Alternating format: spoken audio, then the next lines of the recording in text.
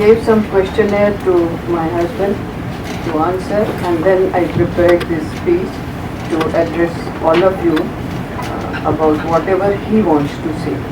Thank you for giving me this opportunity.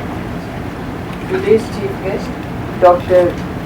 C.N. Manjunath, an honorable member of Parliament and former director of Sri Jayadeva Institute of Cardiovascular Sciences and Research, Dr. Srinath, founder and managing trustee of Sri Shankara Cancer Hospital and Research Center, Dr. Shekhar Patil, a very close friend of my husband, dignitaries, other dignitaries of the dais, distinguished faculty members, ladies and gentlemen, a very warm good morning to all of you. I am here today to talk on behalf of my husband, Dr. Atma Prasanna, editor and one of the authors of this book on palliative care in India. We both feel highly honored and elated to witness the book release today. It culminates many years of his hard work.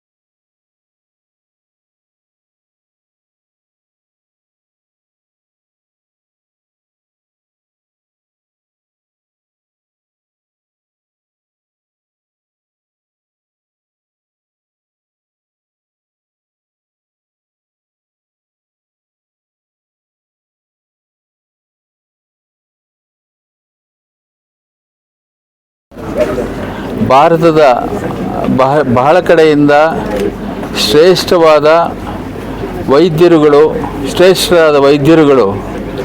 Cancer ರೋಗದಲ್ಲಿ ಬಹಳ ಮುಂದುವರೆದ ಸಮಯದಲ್ಲಿ ಅದಕ್ಕೆ ರೋಗಿಗಳಿಗೆ palliative care ಕೊಡೋ ವಿಷಯದಲ್ಲಿ ಈ ಪುಸ್ತಕದಲ್ಲಿ ಬರೆದಿರತಕ್ಕಂಥ ಅವರ ಅನುಭವಗಳು ಮತ್ತು ಆ ರೋಗಿಗಳಿಗೆ ಅದರಿಂದ ಸಹಾಯವಾಗುವಂಥ ವಿಷಯಗಳು ಅನೇಕ ಇದೆ.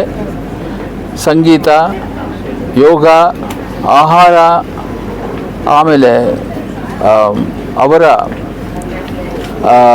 ಸ್ಪಿರಿಚುವಲ್ ಬಿಲೀಫ್ಗಳ ಬಗ್ಗೆ ಕೂಡ ಈ ಪುಸ್ತಕದಲ್ಲಿ ಬರೆದಿದ್ದಾರೆ. ಇದು ಬಹಳ ಶ್ರೇಷ್ಠವಾದಂಥ ಪುಸ್ತಕ.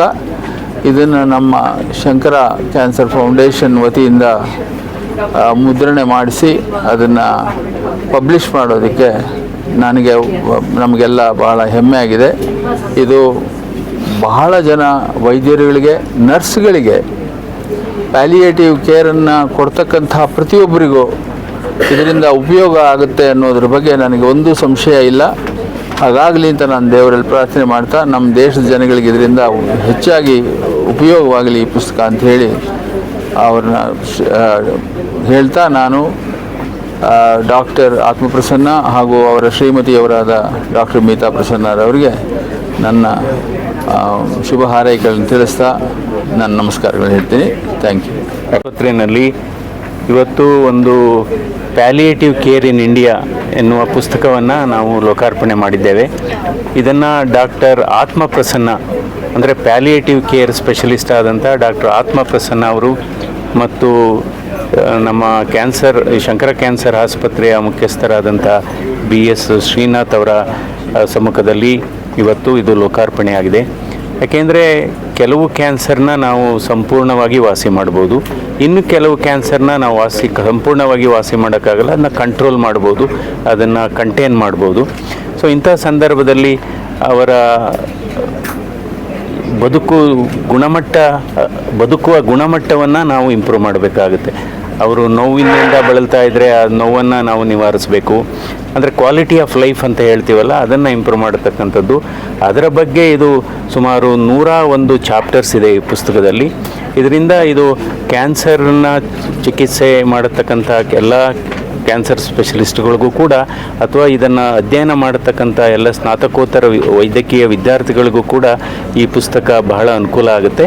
ಇದು ಒಂದು ಬಹಳ ಅತ್ಯುತ್ತಮವಾಗಿ ಸುಮಾರು 101 ಚಾಪ್ಟರ್ಸ್ ಇದೆ ಇದರಲ್ಲಿ. ಅಂದರೆ ನಾವು ಅವರಿಗೆ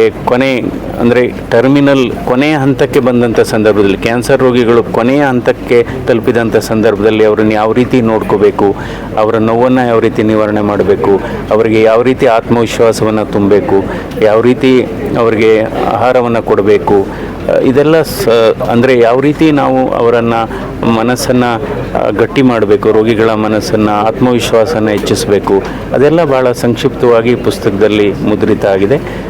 ಅದಕ್ಕೋಸ್ಕರ ನಾನು ಈ ಸಂದರ್ಭದಲ್ಲಿ ಇದರ ಎಡಿಟರ್ ಆದಂಥ ಡಾಕ್ಟರ್ ಆತ್ಮಪ್ರಸನ್ನ ಅವರು ಮತ್ತು ಡಾಕ್ಟರ್ ಮಿತಾ ಪ್ರಸನ್ನ ಅವರು ಮತ್ತು ಈ ಸಂಸ್ಥೆಯ ಮುಖ್ಯಸ್ಥರಾದಂಥ ಶ್ರೀನಾಥ್ ಅವರನ್ನು ಅಭಿನಂದಿಸ್ತೇನೆ.